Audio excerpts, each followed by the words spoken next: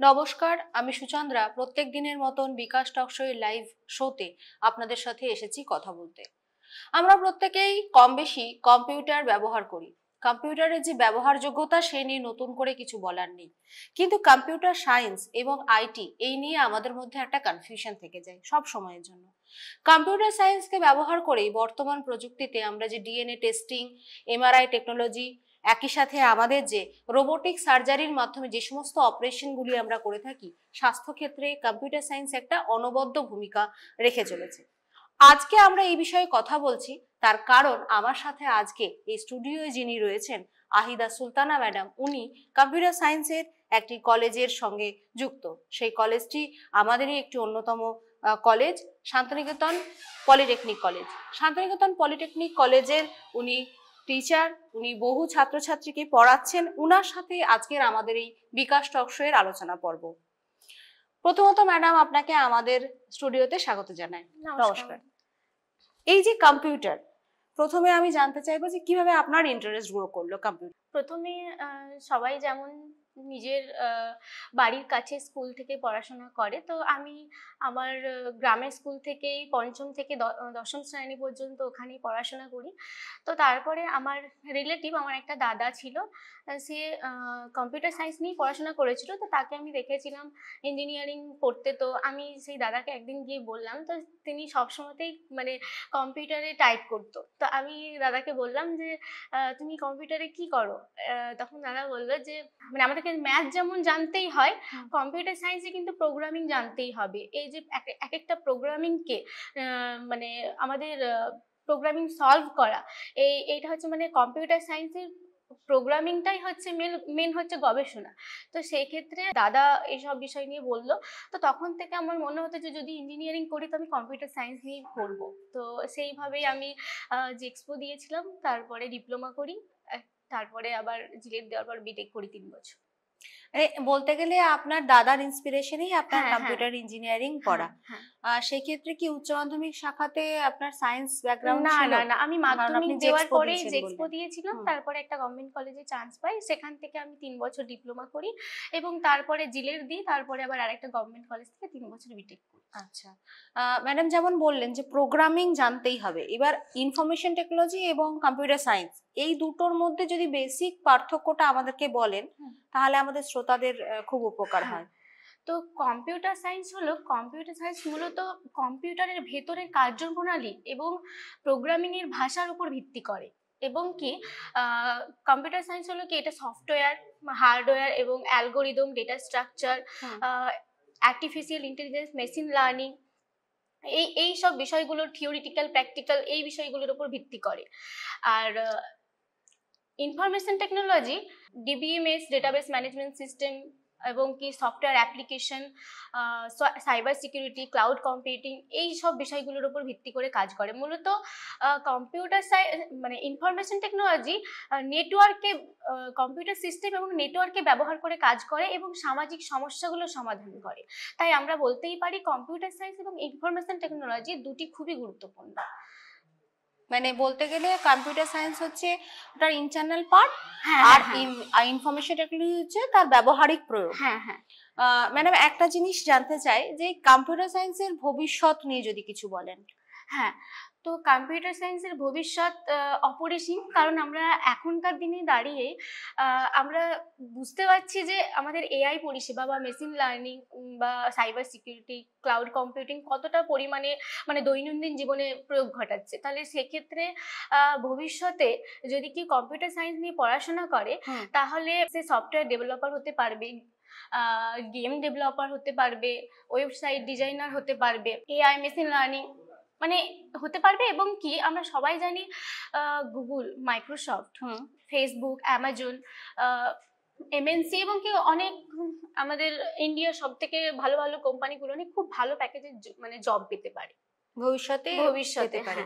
Computer science ভবিষ্যতে আরো কত যে কি হতে পারে তা আমাদের কল্পনারও বাইরে, কারণ এখনকার দিনে আমরা যে পরিষেবা পাচ্ছি তাতে ভবিষ্যতে আরো অনেক কিছুই হতে পারে।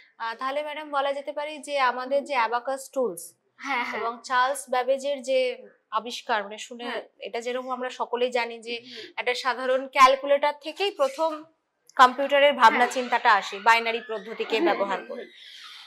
তো ম্যাডাম, এই যে একজন ভালো কম্পিউটার প্রশিক্ষক হতে গেলে, কম্পিউটার সায়েন্সের প্রশিক্ষক হতে গেলে কি কি গুণ থাকা খুবই আবশ্যিক বলে আপনার মনে হয়? অবশ্যই আমি বলবো যে তাদেরকে প্রত্যেকটা সাবজেক্টের প্রতি নলেজ থাকা প্রয়োজন, এবং আমাদের মেন মানে যেটা আর কি কম্পিউটার সায়েন্সের গবেষণা প্রোগ্রামিং, সেই প্রোগ্রামিং এর প্রতি দক্ষতা থাকা প্রয়োজন, এবং এই যে একটা কঠিন সাবজেক্টকেও সহজভাবে বোঝানোর দক্ষতা থাকা প্রয়োজন, এবং স্টুডেন্টদের সাথে ইন্টারেক্ট করা, যে মানে তাদের কোনো জায়গায় কোনো সমস্যা হচ্ছে, বুঝতে প্রবলেম হচ্ছে, তারা যে নির্দ্বিধায় শিক্ষক শিক্ষিকাদের সাথে মানে ইন্টারেক্ট করতে পারে, এই যে দক্ষতা থাকা খুবই প্রয়োজন। ম্যাডাম, অ্যালগরিদম গুলোকে, প্রোগ্রামিং বলুন বা অ্যালগরিদম, এটাকে বোঝানোর জন্য কি কোনো নির্দিষ্ট পদ্ধতি আছে? ধরুন অনেক ছাত্রছাত্রীকে দেখা যায় যে সেই প্রোগ্রামিং এর কনসেপ্টটাই ধরতে পারে না, সেক্ষেত্রে আপনারা কি করেন?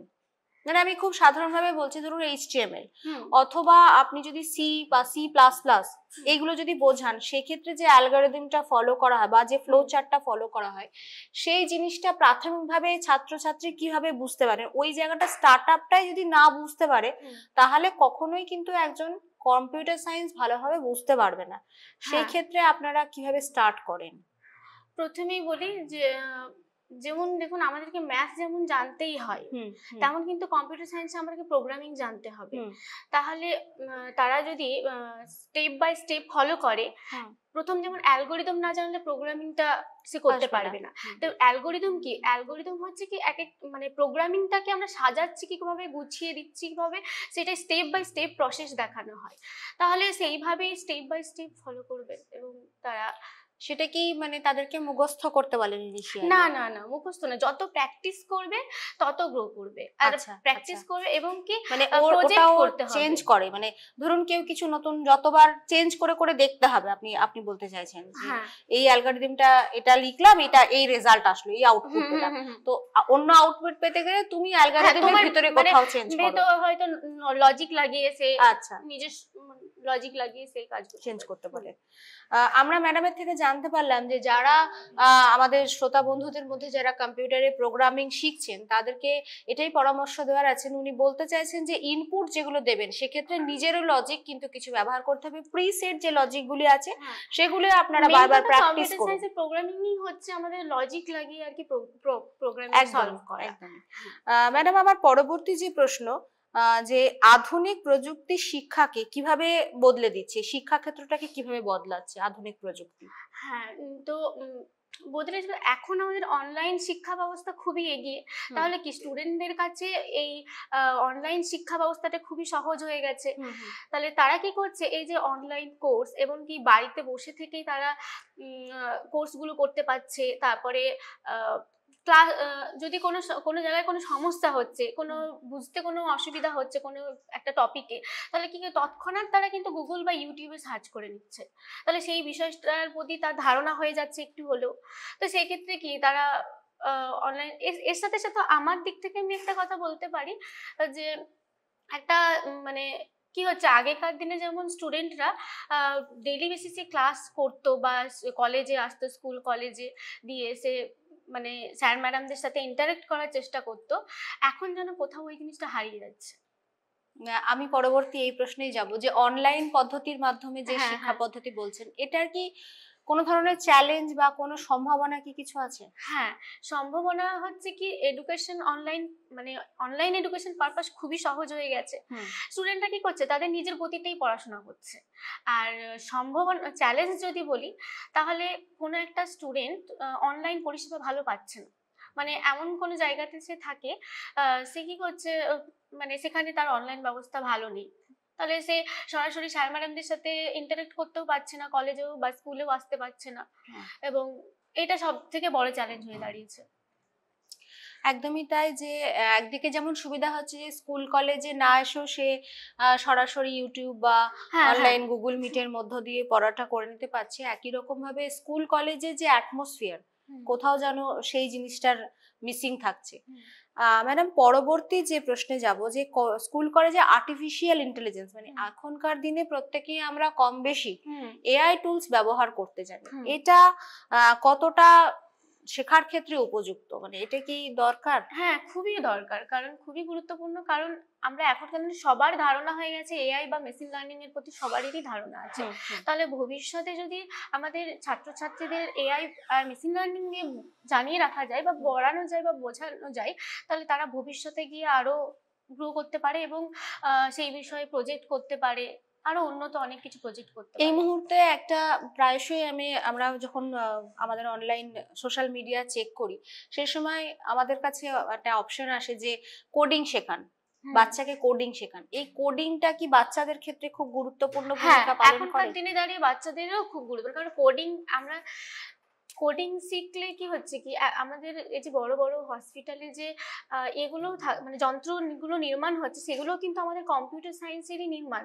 হ্যাঁ, আমি যেটা প্রথমেই বললাম যে এমআরআই পদ্ধতি প্রথমে আমরা আপনি করে যেটা থাকি। বললেন কম্পিউটার সায়েন্সের কোডিং নিয়ে নির্মাণ। এমনকি আমরা যদি দেখতে যাই, মানে সবকিছুই ক্ষেত্রে এখন অনলাইন হয়ে গেছে। আমরা যখনই কোনো কিছু একটা বুঝতে অসুবিধা হচ্ছে, তাহলে কি করছি, এআই চ্যাট জিপিটি দিলে সেটা সে সাজিয়ে দিচ্ছে। তাহলে সেক্ষেত্রে তো খুবই গুরুত্বপূর্ণ এআই বা একদমই তাই। Machine learning. ম্যাডাম, ভবিষ্যতে এই যে প্রযুক্তি নির্ভর যে পড়াশোনা, এটা কি কোনো বদল আনতে পারে, মানে আপনার দৃষ্টিভঙ্গি কি? হ্যাঁ, অনেক বদল আনতে পারে। মানে এখনকার দিনে দাঁড়িয়েই তো মানে আমরা যেগুলো মানে কিছু বছর আগেও আমরা যেগুলো পাইনি, হ্যাঁ, অনলাইনে যে ক্লাস করা বা অনেক কিছুই, আমরা যে রাস্তাতে গিয়ে আমরা যদি টাকা পয়সাও না নিয়ে যাচ্ছি, তাহলে কি হচ্ছে, ওখানে গিয়ে কিন্তু অনলাইনে আমরা টাকা পেয়ে যাচ্ছি। অনেক কিছু, তো সেক্ষেত্রে ভবিষ্যতে আরো অনেক চেঞ্জ হতে পারে। আচ্ছা, মানে আমাদের এই যে কল্পনার বাইরে কৃত্রিম বুদ্ধিমত্তা বা এআই, এটাতে শিক্ষকদের ভূমিকা কতটা প্রভাবিত করেছে? মানে এখন যেরকম আপনি বললেন যে ঘরে বসেও পড়ে নিতে পারবে, ইউটিউব দেখেও শিখে নিতে পারবে, বা চ্যাট জিপিটি ফলো করলেও ও শিখে নিতে পারবে, সেই ক্ষেত্রে কি শিক্ষকদের আদৌ কোনো আর ভূমিকা থাকছে? ডু ইউ ফিল দ্যাট যে কোনো জায়গা থেকে এআই আমাদের যে এমপ্লয়মেন্ট সেটাকে নষ্ট করে দিতে পারে? হ্যাঁ, কারণ এআই কখনোই শিক্ষক শিক্ষিকার ভূমিকা পালন করতে পারে না। কারণ এআই কি করবে, একটা শিক্ষক শিক্ষিকার কাজকে সহজ করে দিতে পারে। মানে হয়তো কোনো রুটিন তৈরি করলাম, সেটাকে আমার রুটিনটা সাজিয়ে দিতে পারে, বা আমি কোনো অ্যাসাইনমেন্ট চেক করছি, সেটাকে খুব সহজ করে দিতে পারে, বা কোনো অ্যাসাইনমেন্ট চেক করে দিতে পারে। কিন্তু একটা যে স্টুডেন্ট বা শিক্ষক শিক্ষিকার সাথে যে ইন্টারেক্ট বা ইমোশন, সেই জিনিসটা করতে পারবে না। তাই বোধহয় কৃত্রিম বুদ্ধিমত্তা। হ্যাঁ, তাই কৃত্রিম বুদ্ধিমত্তা। এর মধ্যে তো আর ইমোশনালিটি বা এমপ্যাথি, যেটা সবার আগে দরকার একজন শিক্ষকের, সেই এমপ্যাথি শব্দটা কোথাও যেন মিসিং।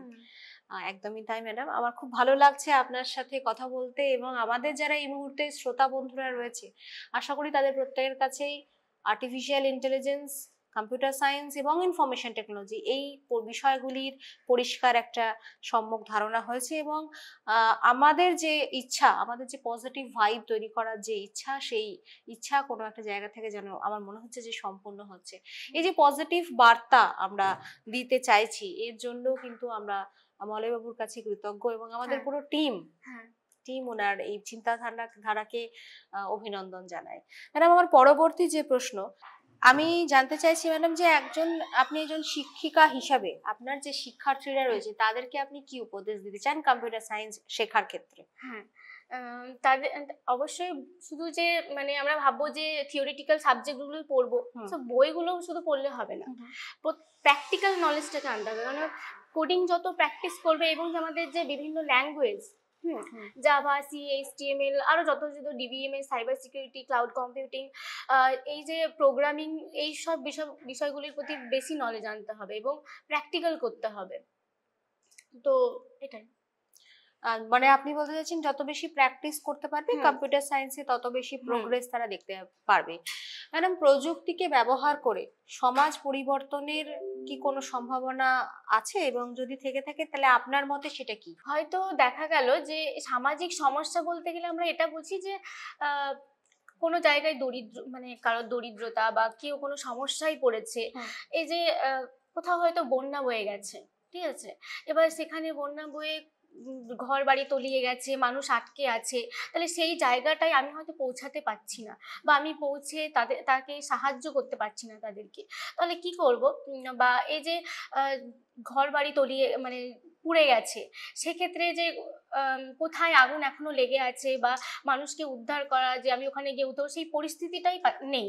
তাহলে তখন সেখানে আমি কি করবো? ড্রোন ক্যামেরা ছেড়ে দিতে পারি। সেখানে আমি ড্রোন ক্যামেরা থেকে দেখতে পারি যে কোথায় এখনো মানুষ আটকে আছে, সেখান থেকে আমি উদ্ধার করতে পারি এবং তাদেরকে জল ওষুধ দিয়ে সাহায্য করতে পারি।